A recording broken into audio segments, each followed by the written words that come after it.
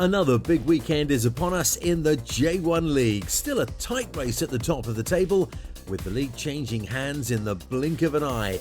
Can the contenders find the steel to knock the top teams off the summit? You can find out right here. It's the J1 League Goal Zone. Nagoya headed to Hiroshima looking for their fourth win in a row, while Vissel were at home to face Consadole. Frontale were in Kyoto for their matchup, and the leaders were on the road to play Tokyo. Sanfrecce have been in a purple patch of late, 3 unbeaten and sitting within touching distance of the top 3. Their opponents, Nagoya, had been equally hot, 3 wins in a row and just a point behind. Sanfrecce almost had a goal in the first 6 minutes. A Gakuto Notsuda free kick, Langerak spills it, Yoshifumi Kashiwa with the rebounding header, but that's cleared off the line brilliantly by Yoichiro Kakitani. In the midst of all that, the Australian keeper hurt himself and had to be substituted. And it wasn't long before his replacement, Yohei Takeda, was called into action. Tomoya Fuji advances, takes a shot, it's deflected by Ben Khalifa against the post there. The goalkeeper had to scramble to shut things down. 0-0 at half-time, but the game lit up 13 minutes into the second half. Notsuda with the free kick. The goalkeeper was clearly expecting the ball to go to his right, and he was leaning that way, and he had far too much to do to cover the ground needed to stop that one from hitting the net. Just 2 minutes later, and Sanfrecce should really have had a second. A superb through ball from Makoto Mitsuta, and Ben Khalifa should have done better, even with defenders hot on his heels. It was all Sanfrecce, and when this free kick is rolled across the edge of the box, the ball sits up nicely for Mitsuta. None of his teammates could follow up in time, and the chance was over. That left Nagoya with one opportunity to equalise in the 85th minute. A good-looking curling effort from Mateus Castro, but just wide of the far post, and it's Sanfrecce who collect all 3 points. Avispa have had a relatively slow start to their campaign, and ahead of their latest challenge, they remained lodged in the middle of the table, most recently suffering a loss to Nagoya. Urawa came into this one on the back of 8 draws from 14, and were just a point from the drop zone. Both sides certainly under some pressure to knock out a win. Here's Reece Roshan Rai. Hands it off to Schultz. He's very comfortable driving forward out from defense. Ball's made its way into Akimoto. Off the crossbar. There's another look at that chance for Akimoto. Just falls to him. It's a bit fortunate with the rebound coming into him. Goalkeeper Murakami. Get a touch on that. Crooks. Field to Mae. Plays it forward. Yamagishi spreads it out to Crooks, who sends one in! The first real dangerous opportunity for Avispa Fukuoka.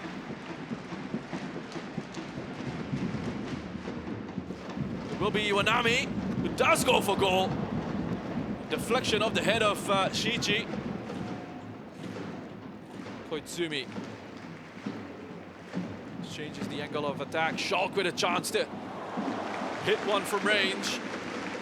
Gonna try and squeeze it in at the near post. Akimoto back to Matsuo. Koizumi! Palmed away by the goalkeeper, only as far as Sakine. Again, can't find a way past Murakami. Played into Schultz. Has a shot, and it's a poor one. It's a weak one. Straight into the arms of Murakami. Decides that he's just going to slow it down and be happy to take the point. And it will be a point for both these sides. It ends here at the Best Denki Stadium. Avispa Fukuoka 0, Urawa Reds 0. Vissel have been rooted to the bottom of the table with only 1 win all season. A chance to secure much-needed 3 points then was up for grabs when Consadole came to town. The visitors limping in after a 6-1 thrashing in their previous match. And it was Kobe who got the start they needed. 17 minutes in, Andres Iniesta on the corner, it gets headed clear, but falls beautifully for Tetsushi Yamakawa to slash that one through a crowded penalty area and into the goal. 1-0 to the home team at half-time. Just before the hour mark, Hokkaido's Daiki Suga puts the ball in the danger zone. Daya Maekama comes out to meet it, but he fumbles that, and Douglas Oliveira is there to pick up the rebound. Now we're tied at a goal apiece. But 5 minutes later, Vissel got themselves back in front. Koya Yoruki's pinpoint free kick finds the head of Yoshinori Muto, who glances that one home.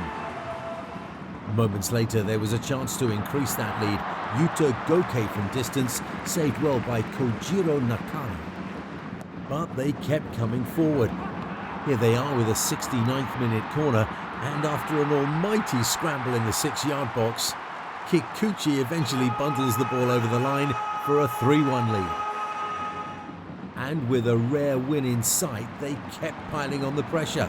Koya Yuruki breaking down the left-hand side, showing good pace and strength, gets the ball across where a teammate is waiting, but it's Consadole's Kazuki Fukai who ends up turning the ball into his own net. 4-1 ahead, and now in the 94th minute, there was still time for Bojan Krkic to try from distance, stinging the hands of the goalkeeper, but not good enough to increase the margin of victory. Only their second win of the season. After a relatively good start to the campaign, Kyoto had now hit a roadblock, having had no wins in 6.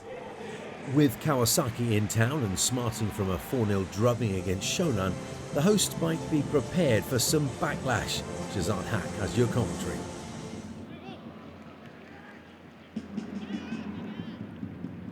Oh, that's a loose ball, and that really ought to be the first goal. They can still try to prosper here. Terrible. He had a lot more time, didn't he? He went first time and coming for Kumoto.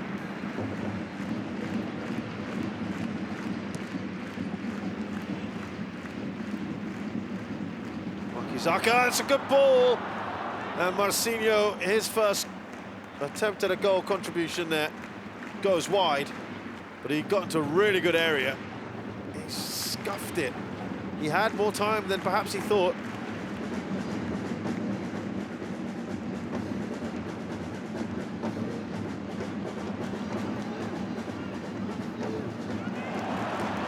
They've done really well here. It's an own goal, whipped across the face of Kawasaki. The warning shot was there just a second ago. Excellent work down the byline from Ogiwara, who's taking the plaudits here, who absolutely smashed that across.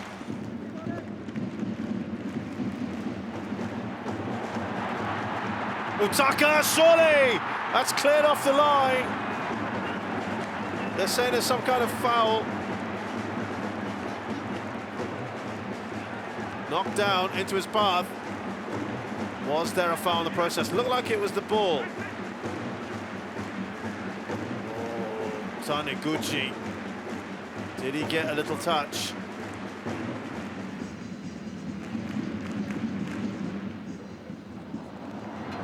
Just goes wide of the post from Marcinho.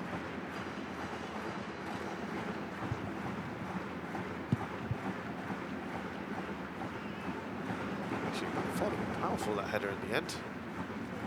Always careening away. Oh, that is not far away.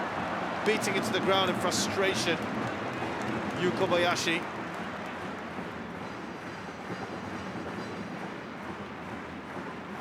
Nice little flick on. Oh, that hits the base of the post, doesn't it? Just a little bit more on the boot. Oh, just wide. I think he knows that could well be it. And there you have it, the whistle is gone. It's an own goal off the shin of their defender, Sasaki. And the final score here at the Sanga Stadium is Kyoto Sanga 1, Kawasaki Frontale 0. Giant killing by Kyoto to upset the reigning champions. A win over Kawasaki for the first time since 2009. With Frontale dropping points, could Kashima take advantage and edge ahead at the top of the table? Well, you can find out when we come back.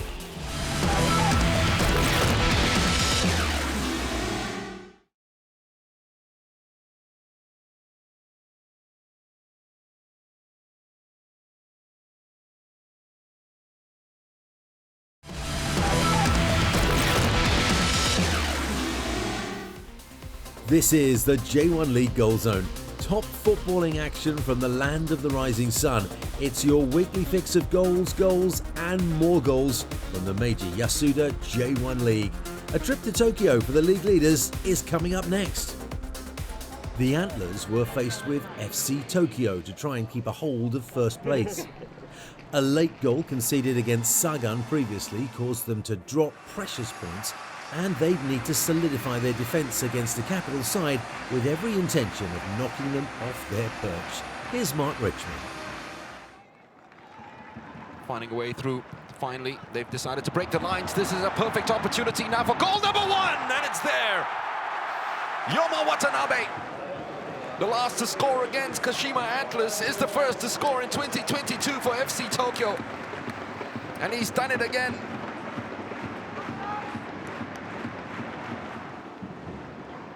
Dialton. It's been a wonderful outlet down that left-hand side, especially with his power and pace. He's gotten it over Bueno. Keepers are taking some time to come out, and Kwon Soo-tae probably just about got away with it because Dialton just dialed in and went towards goal.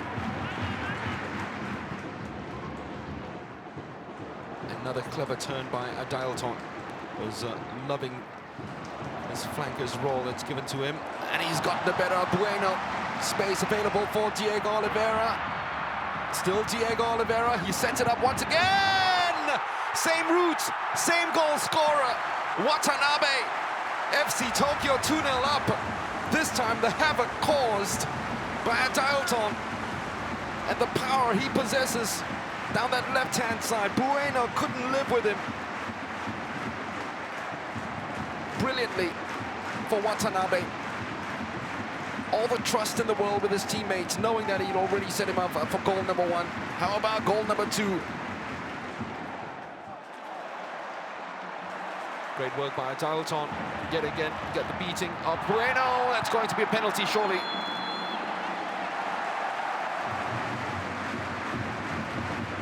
That's wonderful work for Dialton in the first place to keep it in play, and then the clash of the number 15s when it comes to a foot race. You know, the one in white hasn't been winning, so he goes diving in. It's Oliveira against Kwon Soo-tae. He rolls it into the back of the net, just about. Soo-tae steps forward, couldn't react. Bueno pays a heavy, heavy price. FC Tokyo go 3 up. Weiler finds himself 3 down, just as he did in midweek. FC Tokyo in prime position now. Oh, it's well set up, and that's a goal back for Kashima Antlers. And guess who? Ayase Ueda. He's done it again. Into double digits, and now they believe. They saw it in midweek. They clawed themselves back from a 3-goal deficit, and now going 3 goals down within the space of 90 seconds. They have got a goal back. Well covered by Nagai. Dialton screaming for the ball to be played towards him. He's gotten past Bueno. Dialton! Kono, game over. FC Tokyo win it 2 in a row as they continue that perfect start. As FC Tokyo get 3 goals and 3 points and end a winless streak against Kashima Antlers at the Ajinomoto Stadium. A surprise hammering of the champions, 4-0 in midweek, gave Shonan their 3rd win of the season. Hoping to build on that momentum, they now faced a Cerezo side that had won 3 of their last 4 and were pushing towards the top 3. They certainly started well, Jean-Patrick breaking through in the 6th minute, denied first of all by a brilliant tackle, And then the knee of Kosei Tani in goal. But they wouldn't be denied in the 18th minute. Seiya Maikuma with a super cross from the right-hand side. Adam Taggart meets it and guides the ball past the goalkeeper. Shonan were desperate to show that they were still in the contest. Here on the half-hour mark, Hirokatsu Ishihara tries from distance, stinging the hands of goalkeeper Kim Jin-hyun.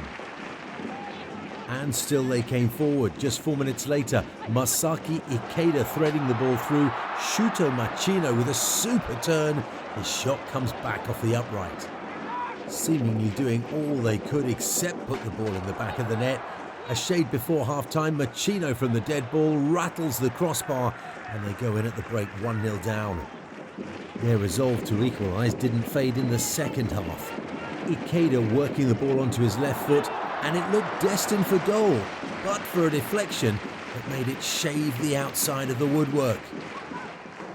But for all their endeavour, that equaliser just didn't come.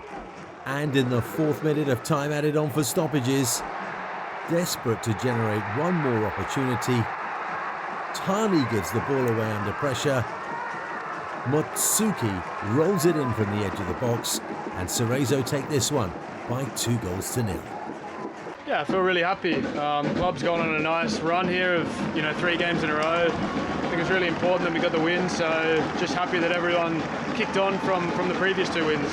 Yeah, I thought it was a great counter-attack. Kier played a nice ball to Mike, and Mike put the perfect ball straight onto my head. So yeah, brilliant to start the game off like that, and get them on the front foot and get that early goal. And it's just it's nice we're able to hold on to it and get the win. A 6-1 whipping of Consadole by Kashiwa in midweek saw them on the cusp of the top 3 and a potential AFC Champions League qualification. They hosted Shimizu, who headed into this one on back-to-back losses and languishing at the bottom of the table. And what a start for Kashiwa, with a goal of the week contender.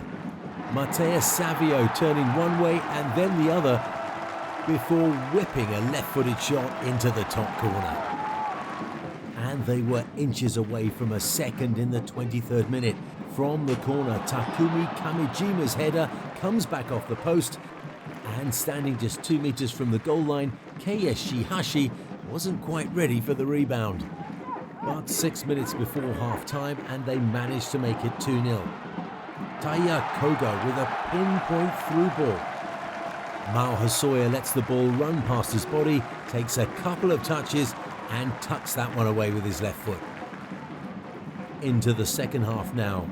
Everyone seemingly unable to get control of the ball in the middle of the park. Sachiro Toshima takes charge, unleashes from distance, but Shuichi Gonda is well placed and with a strong hand. But it was only a minute later before Kashiwa found their third. The ball played into the box, it takes a couple of touches, and Takuma Ominami, in the process of falling over, manages to slot that one home.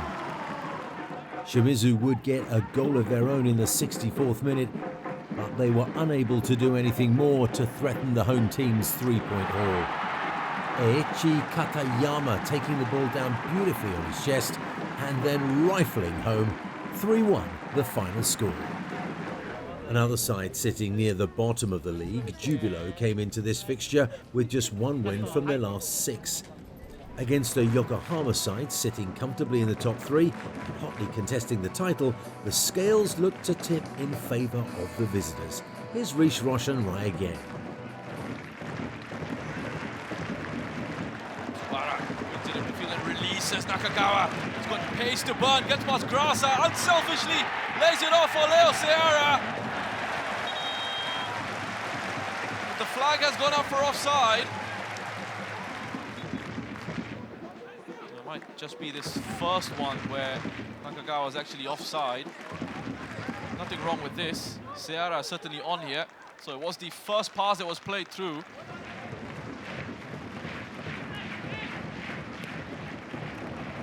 Swung in, it's fallen to Nakagawa!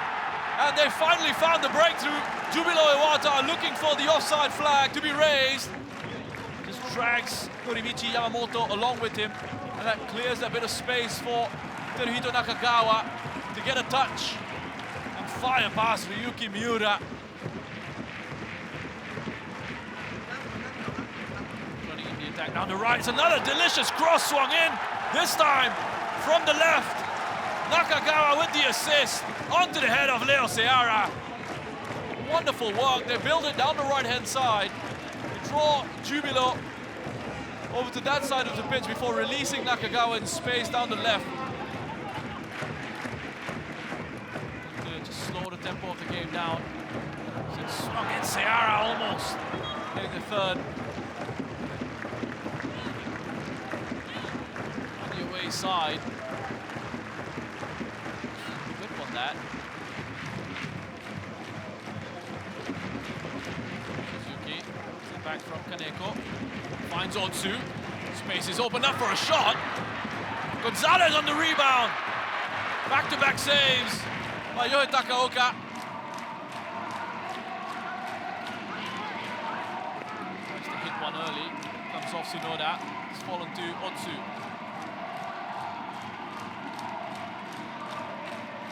Support from Matsumoto. And to the head of Gonzalez. Climbed well. Fabian Gonzalez has been a threat since he's come on.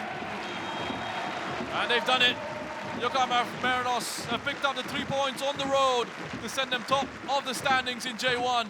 It's a huge win for them going into the international break. Complete control for large parts of this game. It ends the Yokohama Marinos 2, Jubilo Iwata 0.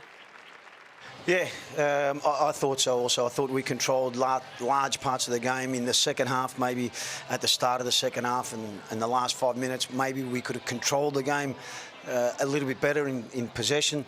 But I can't ask for any more from the players. That's, you know, now I think it's, I can't remember how many games in a short period of time, and the players keep producing and keep producing whoever we put out on the pitch. So they're a real credit to themselves. I'm really proud of them. Sagan played out a thrilling 4-4 encounter with Kashima last time out and came into this one on the back of consecutive draws. Their opponents were smarting from a derby loss, and a win over Gamba would see them move closer to the top 5. Moving into the 18th minute, Taisei Miyashiro down the right-hand side waits for support from teammate Nanase Iino, sets him up for the cross, and Yuki Horigome is in the box to tuck the ball home from 6 yards out. With 10 minutes or so to go until half-time, Iino puts in a cross from the right-hand side. It eventually comes back to him, and this time he goes for goal himself. Taichi Kato gets down well with that right hand of his to push it aside. Into the second half now, Gamba on the attack. Hiroto Yamari bangs in a low cross.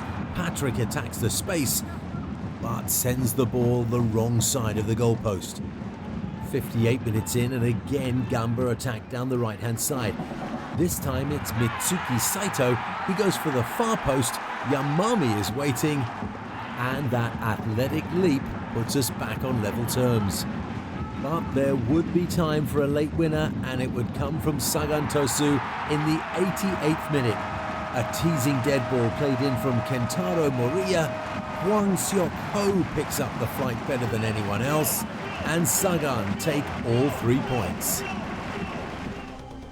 Sanfrecce took a 1-0 win over Nagoya while it remained goalless between Urawa and Avispa. Kobe finally secured their second win of the season, and Kyoto with a big upset this week, 1-0 winners over Kawasaki. The Antlers fell 3-1 in Tokyo, and Cerezo took their third win in a row in Shonan. Yokohama made sure of all 3 points with a 2-0 victory in Iwata. The win moved the Marinos into first place, 31 points, and leading Kashima and Kawasaki by a point. Kashiwa catching up to the top 3 on 27 points, with very little separating any of the top 8. Kyoto moved to the top half and take 9th on 20 points. Urawa and Jubilo are tied on 15, with Shimizu and Shonan on 13 each. Kobe managed their second win of the season, but that's still not enough to take them out of the drop zone. They remain in last place. Thanks for keeping company with us here on the J1 League Goal Zone. We hope you've enjoyed all of the thrills and the spills from Japan. My name's Steve Dawson, and we'll see you next time.